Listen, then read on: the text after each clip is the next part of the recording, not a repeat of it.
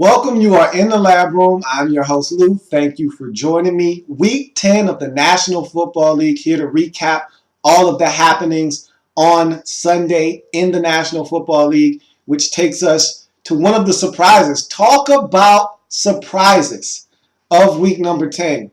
And you need not look any further than the Indianapolis Colts hosting the St.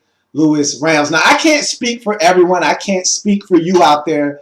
But I definitely thought the Indianapolis Colts were going to find a way to win. Now, I didn't think they were going to blow out necessarily the St. Louis Rams, but I did expect them to find a way to win this football game. Now, you want to know how much confidence I had in the Indianapolis Colts to win this game? I made them my sole survivor pick of week number 10.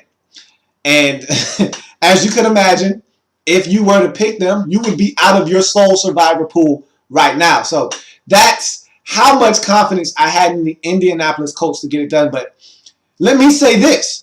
I also said last week, after they struggled and had to come from behind and beat Houston, and that was family business, so you expect a little bit of struggle there. I didn't expect them to be down 21-3 in that football game, but you expect a little bit of struggle there. Case Keenum, they didn't know what to expect. Texans at home, Sunday Night Football, big stage, yada, yada, yada, first game without Reggie Wayne. That's where I'm going with this stuff. Last week I said I wanted to see how they were going to circumvent that injury. How are they going to find a way to get around that Reggie Wayne injury and be a competent offensive football team for the remainder of the season? Andrew Luck's favorite target, his most reliable target, in Reggie Wayne, an Iron Man for that team, a leader in that locker room, a leader on the field. How are they going to find other targets to pick up that slack? In this game, you saw a great flaw of this team, and that is at the wide receiver position. And last week I said, look, they're going to have to do something. I don't know what they're going to be able to do. I don't know who you can find at this point in the season. Hopefully you've got a guy on your practice squad that you are very high on, that you think can make some plays and you can pull that guy up. But obviously they don't.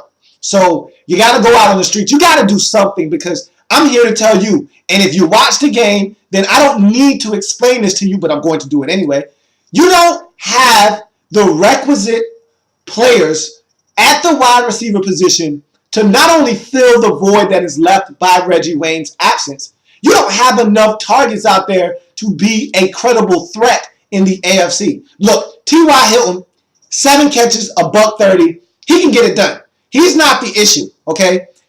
Who else are you going to get the football to? Who else is Andrew Luck going to be able to entrust in that he can throw the football to on 3rd and 7 and have them pick up the first down? First of all, who can he instill trust in that will catch it on 3rd and 7? Because Darius Hayward-Bay, bless his heart, I call him Mr. Jugs Machine. He can't catch.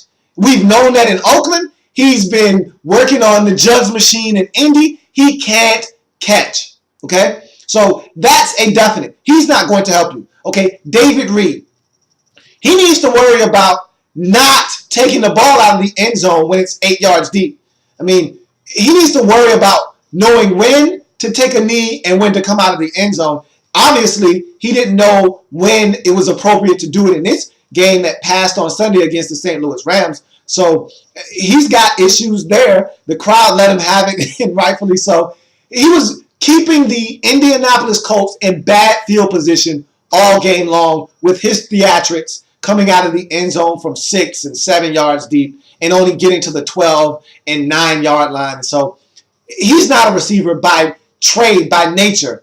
He's a return guy, and that's what you have him doing.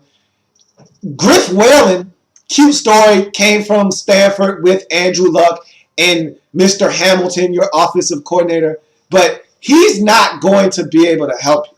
Griff Whalen isn't good enough in the role that you're going to ask him to assume in the absence of Reggie Wayne. Maybe with Reggie Wayne there, him as a 4th or 5th option, he's fine. But asking him to be the number 3 or the number 2 option, not going to get it done in Indianapolis. Okay, Levon Brazil, bless his heart. Again, another guy that you can throw out there and hope cross your fingers and hope that he can help you out. He's not good enough either. He's not a guy that's going to be able to step in and pick up that slack. You don't have enough guys collectively to pick up that slack. You got to go out on the street and find something. You got to go pick up somebody else's trash.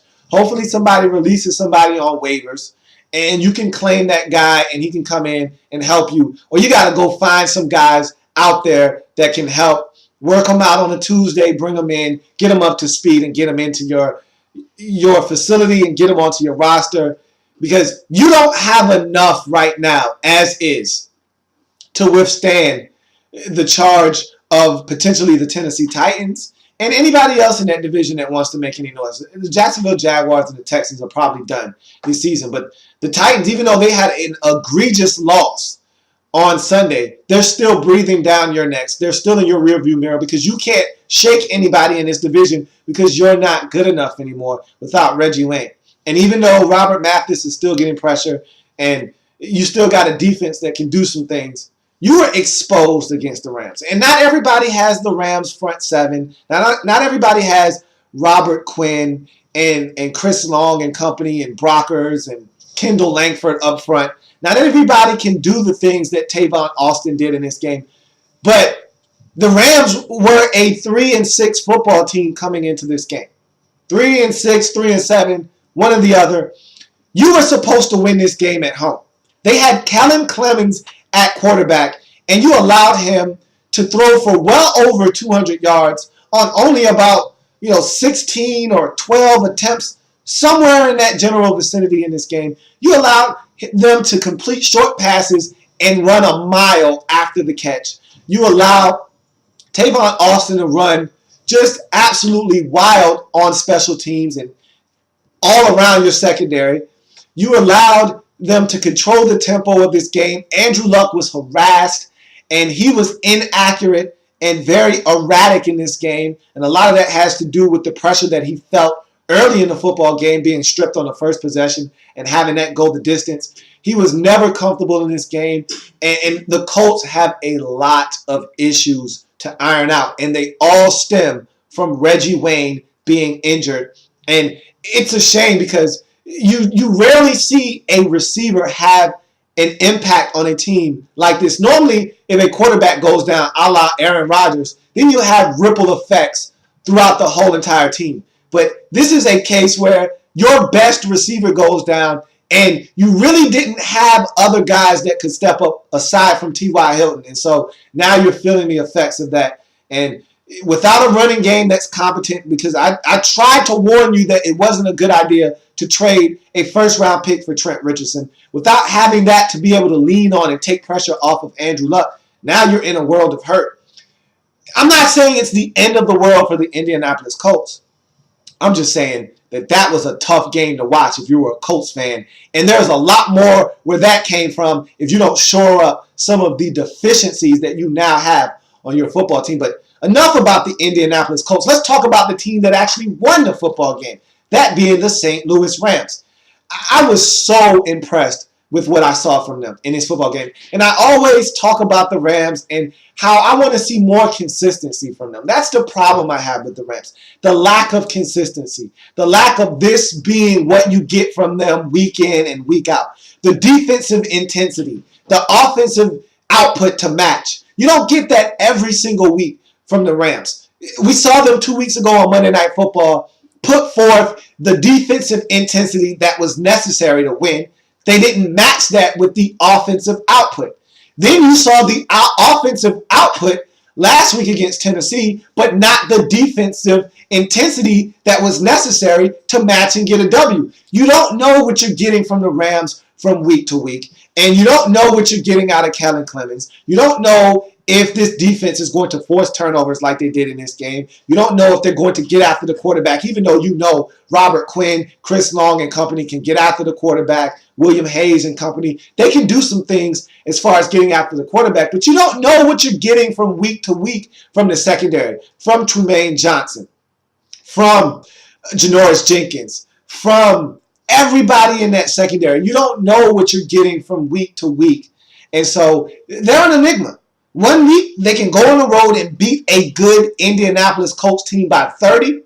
The next week, they'll come home and lose to a team like Jacksonville. That's the type of performance you get from the St. Louis Rams. You just don't know what you're going to get from week to week. But this was a heck of a performance on the road versus a good opponent in the Indianapolis Colts to go into their house and absolutely disrespect them in every way imaginable. To me, was unfathomable. I didn't see it coming. Okay? You absolutely went, knocked on the door, they opened up the door, and you just walked right in. You weren't invited. You showed up unannounced. You took your coat off. You threw it on them as if they were the coat rack. You didn't take your shoes off. Your feet were dirty. You walked all over their white carpet. You went into the fridge. You got out a couple of beverages. You went into the pantry, got a couple of snacks out, went straight into the family room where there's no eating allowed, put your beverage down without a coaster, opened up your snack, started munching, and then you took the remote and you turned the TV on and you put your feet up, which are still dirty, by the way, up on the coffee table, and you got nice and comfy and cozy in their house. And when you were done, you walked out of their house and you left the bag of chips and the juice right on the chair, and you didn't clean anything up, and you took your coat and you left, and you just absolutely disrespected the Indianapolis Colts. That's how you do it in the National Football League. You go on the road and you take no prisoners and you come out with a W. And if the St. Louis Rams could do this every week, we could be talking about a team that could threaten teams in that NFC West division. But again, 1 week, they're scoring 38 points and holding their opponent to 8. The next week, they're giving up 27 and they're only scoring 20 of their own. So you just don't know what you're getting from week to week. But I was so happy to see Tavon Austin break out in this game. Let's talk about this game. I don't need the big board for this. This one is pretty self-explanatory. You get off to a great start, forcing the fumble of Andrew Luck. And look, Robert Quinn and company, when you get this team on a fast track, like Indy, like in St. Louis, when they can run, when they can use their speed to their advantage, this is a dangerous group up front for the Rams. And it's like NASCAR. They just put fast guys on the field and run circles around your tackles. And if your guys can't keep up, if you don't have a pace car out at left tackle or right tackle, they're just going to run laps around your tackles and get to your quarterback and harass your quarterback and make life miserable for your offense. And that's what they did in this game. Chris Long and Kendall Langford and Michael Brockers and Robert Quinn and William Hayes and company really made it tough on this Indianapolis Colts offense from the jump. Forcing that fumble, Chris Long off to the races. You jump out to an early 7-0 lead. You set the tempo. You establish what you're here to do in this game. The Colts were never comfortable. They move the ball down the field. They turn it over. They do some things in this game that's uncharacteristic of them. But you force the issue. And then you get Tavon Austin with that punt return. You get him on the deep ball, getting behind Vontae Davis. And then you get him on a short drag route, a short crosser. He catches it. Where is the Indianapolis Colts defense? I asked that question. Where is everybody at? Nobody's around. They ran a beautiful pick play for him. Vontae Davis is trailing on the play, but that's no excuse for the rest of the defense. Where's everyone else at? He runs unabated to the end zone, turns on the afterburners. No one's even close. Tavon Austin, a 3-touchdown performance. He stole the show in this game, but the defense did their job too. They picked Andrew Luck off 3 times. They really made it hard for this Colts team to have any kind of fluidity to this offense. They dominated this game from start to finish. What is it with this St. Louis Rams team where they feel like they can just go into someone's house and disrespect them to the utmost degree? I mean, we saw them do this to Houston before we found out that the Texans were a fraud. They've done it to this Indianapolis Colts team. What is it with this Rams team in the AFC South? They just absolutely have disrespected and have the utmost disregard for the AFC South teams in their own building.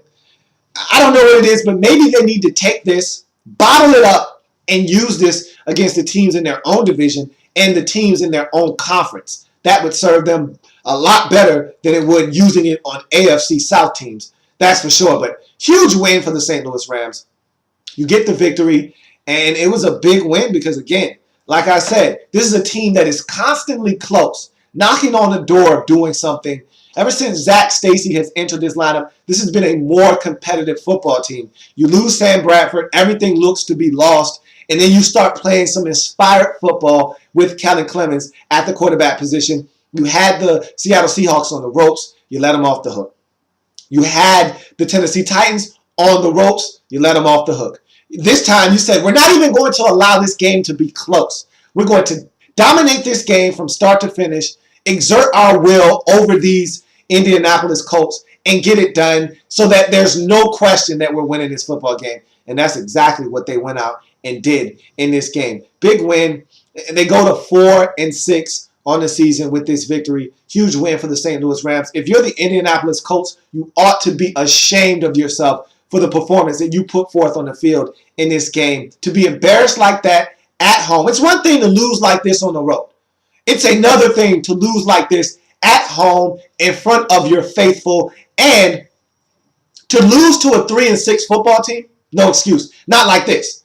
Hey, every dog has its day, but not like this at home. Okay? So again, you've got some deficiencies, you've got some things to iron out, and you miss Reggie Wayne, and you're going to have to find a way to offset that injury. And I don't know how you're going to do it. Maybe more Kobe Fleener, maybe some more tight end action. Maybe you get the ball to the backside of the backfield some more. Maybe you have some of these receivers step up. I don't know how you're going to do it, because I tell you this much, T.Y. Hilton can't do it by himself. We saw that in this game. 7 catches, buck 30, no touchdowns. It wasn't enough.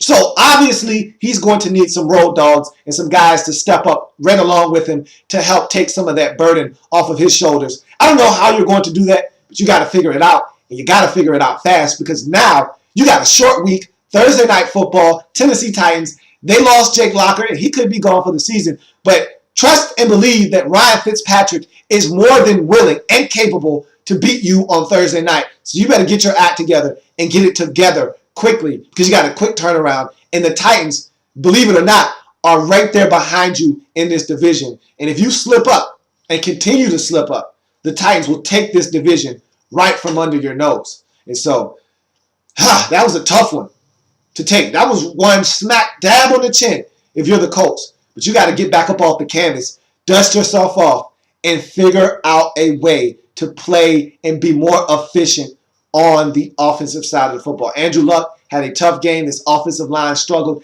You got to wake this running game up, take some of the pressure off, and see if you can get this thing jump-started on Thursday against the Tennessee Titans. That's going to do it for me here in the lab room as I continue to break down week number 10. If it happens in the National Football League, whether big or small, we cover it all here in the lab room.